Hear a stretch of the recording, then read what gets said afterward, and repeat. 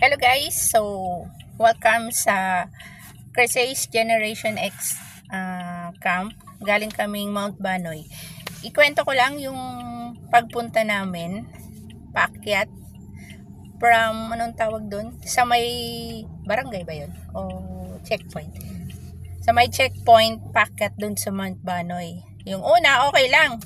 Smooth lang yung papaakyat. Dala pala namin guys is Toyota Vios. Pero, nung kalagitnaan na hanggang paakyat, hindi naman siya matatawag na one way kasi kasya naman. So, with caution lang, nung paakyat kasi paikot-ikot. Grabe. Sabi ni Chris na paano yung sasakyan? Mahirap. Nahirapan siya sa masyado matarik yung daan. Pero yung may mga, di ba, Wigo. Kala ko hindi kayang umahon eh. Buti na kaya naman. Masyado matarik kasi yung papunta. Pero maraming sasakyan na umaakyat doon. May mga maliliit, may Wigo nga eh. Continue on National Road for 3 kilometers. Siguro hindi kinaya ni Toyota Vios ang paakyat doon.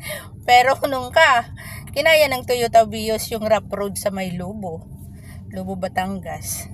So, yun lang guys. Accessible naman siya ng kahit anong ori ng sasakyan. Then, pagpunta namin, wala pang fog. So, okay naman.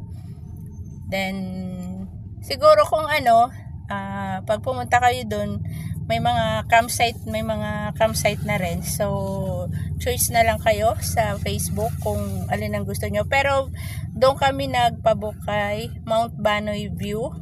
So, yung kay Mount Banoy View naman guys, syempre pag nagka-camping kami, since lagi nga namin solo yung campsite, una-una namin kino-consider is yung security and safety. So, doon kami pumunta kasi nakita namin na meron silang bakod, may gate. So, okay naman guys kasi nung gabi, nilak namin yung gate and then paikok ng campsite, may bakod.